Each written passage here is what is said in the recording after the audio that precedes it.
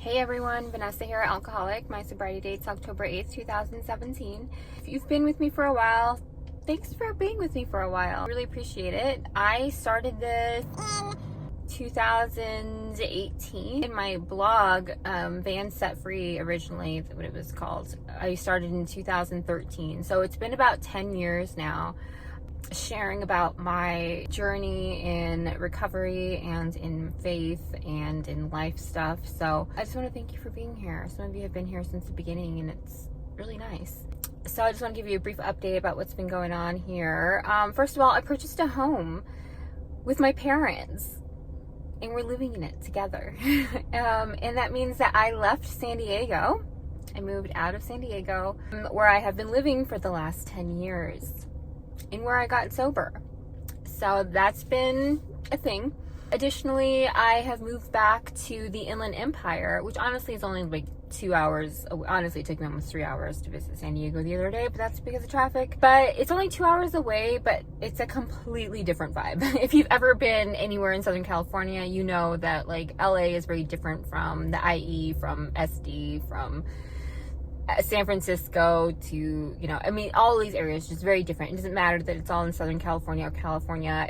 These are very different areas. And so it's been interesting to come back to my hometown where all of my alcoholism really manifested, I guess. For example, I've been seeing people who had been around my alcoholism. In San Diego, I had a very fresh slate. Nobody there really, I can count on one hand the number of people who ever saw me drunk in San Diego, even though I didn't get sober until like 4 or 5 years into living there. So it's like, even then they saw me, San Diego did see probably the worst of it, but I lived and breathed in Riverside, Inland Empire area as an alcoholic. And so, every time I'm driving, I'm just seeing a place that's like, oh shit, that's where that's where this fight happened. That's where I broke that person's phone. That's where I got pulled over. That's where I got in a fight with so-and-so,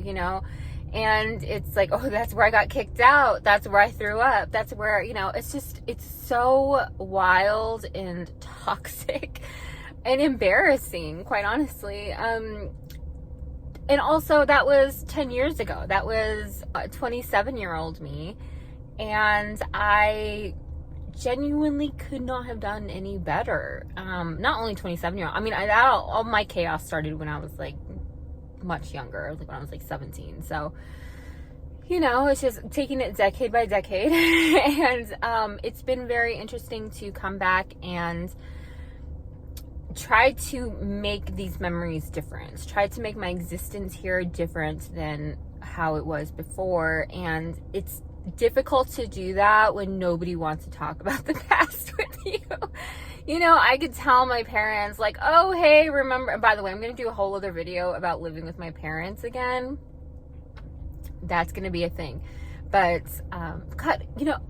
I'm really into comedy and stuff, and one of the best roasters, one of the comedy roasts, his name is Los Digits, and he said that Mexican mothers are the best at roasting their children. And I just have to say, I have been just getting roasted by my mom nonstop since we started living together. And I'm just like, I can't even like get mad or get my feelings hurt because it's so funny sometimes. I'm like, how does your brain work like this? Anyway, so yeah, it's been a little bit traumatizing, I'm gonna be really honest, to drive through some of these areas and just be reminded of who I was.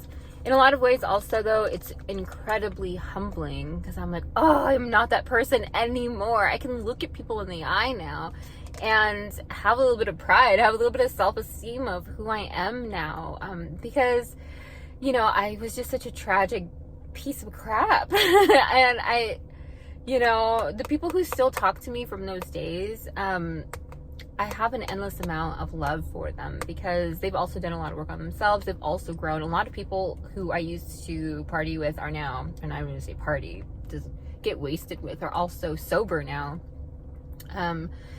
Or they're like family people, or they just freaking grew up, or, and tragically some people didn't, and some people are missing, some people are homeless, some people, I have no idea where they're at. And so it's just a very interesting experience to go home somewhere where you've been known as kind of chaotic and to show up differently. But that doesn't make it any easier. Internally, I still feel a lot of shame and stuff. And I was trying to explain this. It's not any one person. I've made a lot of amends. I've made a ton of amends. I don't have any issue with any one person in particular. It's just the whole vibe here. It's just who I was and who I feel like I was when I was here. And it's so very different and difficult. It's like entering, I don't even know. I just feel there are no words. I'm not a good person to articulate this. I'm better at writing it, but I'm trying to rewrite my history here in a new way. And I think that I'm kind of seeing this as a challenge and trying to make myself brand new in a very old environment. But you know, the city has even changed here. I don't even recognize some parts of it. And I think that also makes me sad. There's a lot of grief that goes along with that. There's a lot of mourning for who I was growing up and who I thought I was going to be and what I wanted to be and how many years I lost to my addiction. And just mental health issues. Oh God, I drove by the mental hospital where I would spent a good year and a half going in and out of, and they opened up a facility right next to it, which is called the Sobering Center, and it honestly, it made me want to cry, but it makes me want to cry now because I was like, how much sooner could I have gotten better if I had, you know, had that available. Mental health, you know, navigating that is so awful. I didn't really have a ton of support from my parents because they also didn't know how to navigate it. And I had to try to do it by myself, and I didn't have a lot of motivation to do it because I was struggling with depression and anxiety and just trying to survive. And so getting refills on medications and stuff, it was a nightmare. And if I had taken my recovery and sobriety seriously, maybe if somebody had talked to me about it, was outside the context of jails or outside the context of just God or just outside the context of being arrested for DUIs, you know, maybe I would have gotten sober sooner. And, you know, and hearing me talk like this, I don't talk like this, you know. I am very much a forward-facing person. I can acknowledge the past. It's not like I ever want to act like it didn't happen. I very much embrace my past. I very much embrace my history, and because I think it's beautiful that it's made me who I am now. But that doesn't mean that I can't also mourn who I could have been if I didn't have to go through all that, you know, if I hadn't wasted so much time. But, you know, who am I to judge what wasting time is if all of that has accumulated to making me the person I am today? That is what it is. Anyway, I'm going to be back to recording in my car because I don't really have a ton. I mean, I have enough privacy in my house, and that is kind of cool to say that it's like my house. Oh my gosh, we have a backyard. That's like been the biggest thing for me is having a backyard. And I want to say too that like when I got sober, one of the big things that I had done, this was like I was going through like a very big spiritual thing, and I had made a vision board. I'm also not customarily a vision board person, but I had made it in this case because I was pretty directionless and I was like a year sober, and I was like, what do I do with myself? And I actually need to make another one again, because everything on that vision board, with the exception of like maybe like 2 or 3 things, came true. And I realized that when I was packing up and moving, and because one of the final things, I was like really upset actually when I was staring at it. I was like, oh, all these things didn't get done. But for the majority of the things, the big things, the major things have been taken care of. And I realized how much of that vision board, you guys, was reliant around my dog, Coppola. Because I had my dog Coppola. And my entire life, when I got sober, I built my entire life around this dog, Coppola, who, I mean, I'm glad. He was just what I needed to help get a grab. Because otherwise, I just would have cared for myself, and I don't think I cared for myself enough. And that's sad to say. I just didn't love myself enough to care for myself, to have any goals. So my goals were like, you know, find a place for me in Coppola, take road trips, go on adventures, get a new car so I'm going to be stranded on the side of the road with Coppola.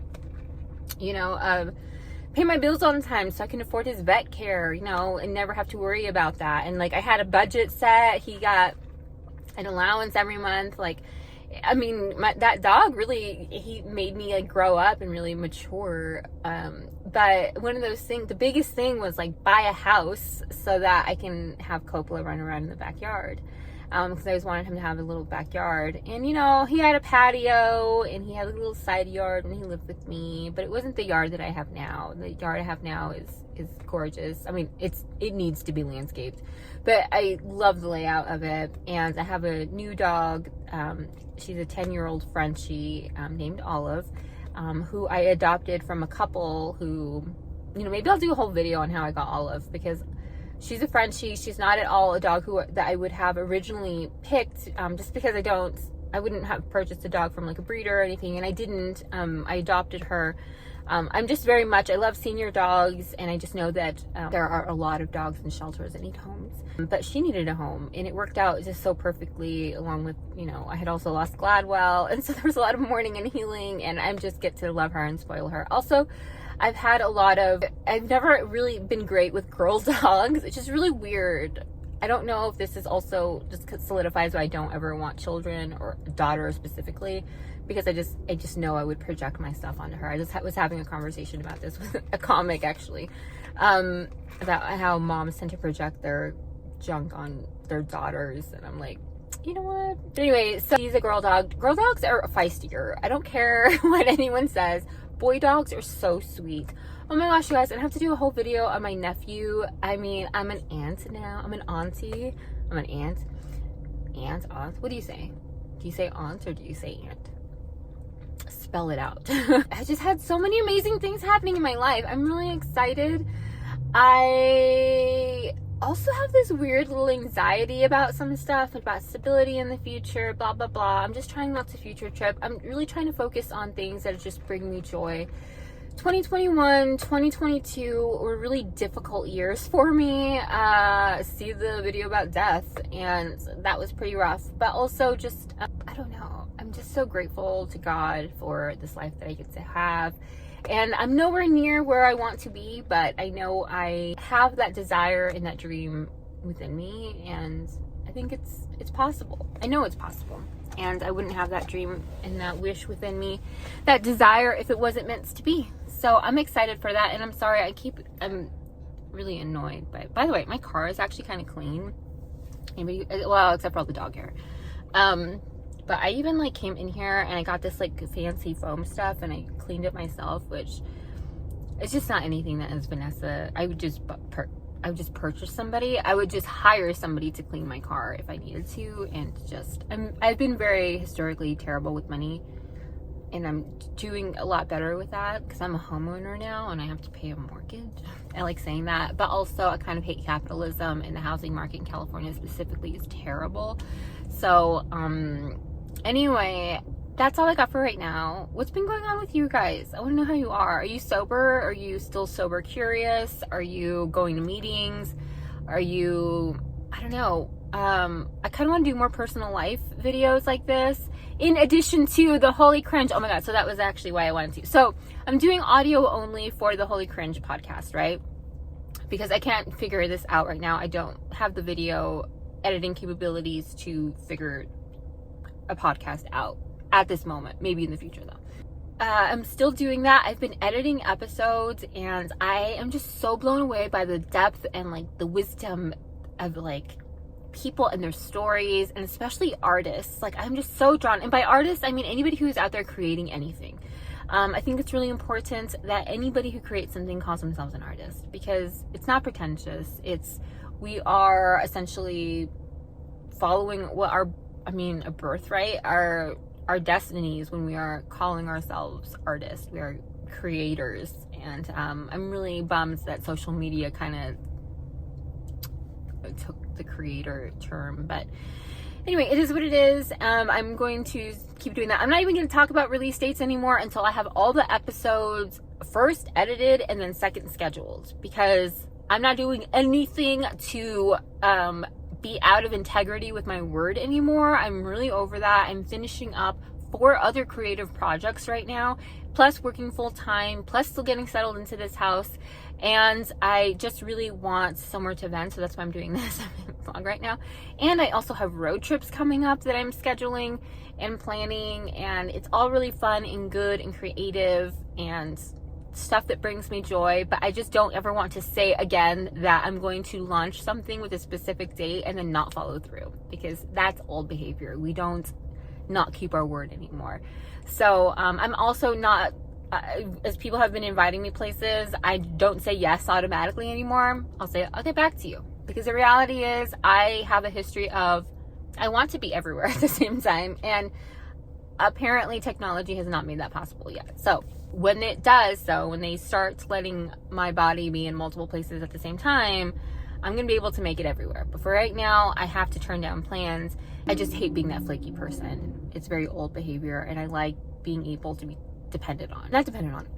reliable. I just want to be reliable is the thing. I will also tell you a little bit more about, I don't know, I just have so many videos I want to make now, but I'm not even going to tell you if I'm going to make them. I just want to start updating. I just want to ramble. It's going to be very low production value. This is not going to be aesthetically pleasing. It's just gonna be me rambling and speaking into a camera, and if you want to hang out and chill with me, cool. If not, unsubscribe. Okay, I love you so much, and I hope that you leave me a comment and tell me how you're doing. If you have any, I will tell you what I'm not gonna be doing is like doing YouTube trends unless like something really like cute comes up. Like, is there like a pet trend or something? Like, maybe I'll talk to you about my pet. Like, sometimes I see YouTube videos and I'm like, why are we doing this? I never watch them either. Oh, except, you know what? There is one thing that I do watch is like the hot chip challenge or whatever. I will always watch a hot chip challenge, or the one chip challenge, whatever the fuck it's called. Those are really fun to watch. I think that's basically it. So anyhow, I'm definitely not doing that. So okay, I love you guys. Have an amazing day, and I hope all your favorite bands stay together.